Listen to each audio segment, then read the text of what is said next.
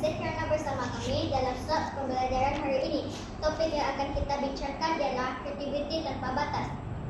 Bersama saya ialah 3 orang murid yang akan berkongsi pandangan mereka. Pertama sekali, boleh kita mulakan dengan Lady. Lady, pada pandangan kamu, apakah yang dimaksudkan dengan kreativiti? Kreativiti, terima kasih Fashani. Bagi saya, kreativiti ialah keupayaan untuk menghasilkan sesuatu yang baru dan berguna.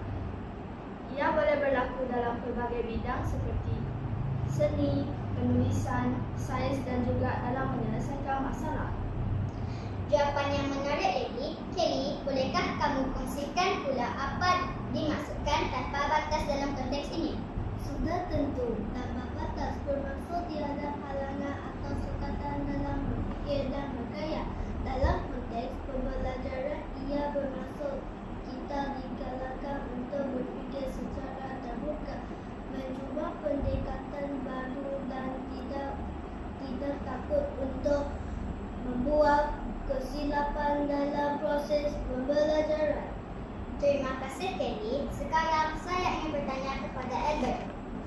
Albert, mengapakah kreativiti tanpa batas penting dalam proses pembelajaran murid? Kreativiti penting kerana ia membantu murid memahami sesuatu dengan cara yang menarik dan bermakna. Sebagai contoh, jika kita menggunakan teknik visual seperti benda-benda, kita dapat mengamati fakta dengan lebih mudah. Kreativiti juga menjadikan pembelajaran lebih menyeluruh. Betul tu. Jadi bolehkah kamu semua berkongsi satu contoh bagaimana kamu menggunakan kreativiti dalam pembelajaran seharian? Lady, kita mulakan dengan kamu. Saya suka membuat nota bergambar. Saya akan melukis ilustrasi kecil untuk setiap fakta penting. Ini membantu saya untuk menghafal dengan lebih berkesan.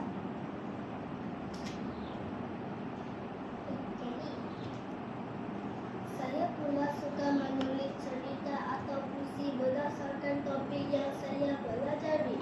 Contohnya, saya pernah tulis puisi tentang proses fotosintesis dalam sains. Saya hasilkan puisi seperti ini. Hijau daun menari ceria, menyerap cahaya dari angkasa. Karbon dioksida datang bersama.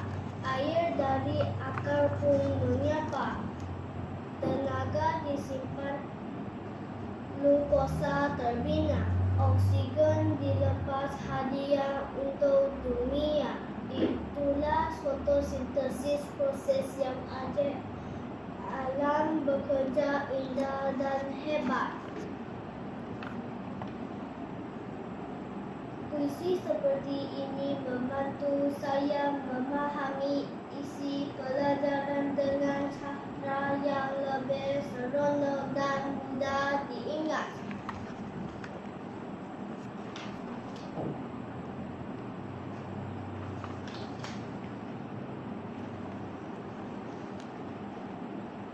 Saya gemar mereka bentuk slide, pematangan dengan grafik dan animasi yang menarik. Ia membantu saya dalam gerakan memahami isi kandungan dengan lebih mudah. Hebat semuanya.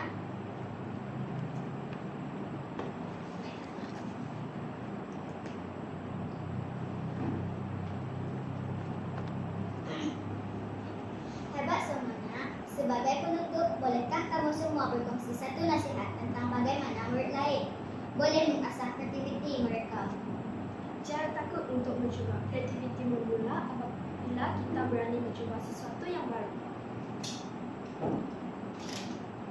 Sentiasa terbuka menerima idea orang lain. Kreativiti juga boleh berkembang melalui perbincangan.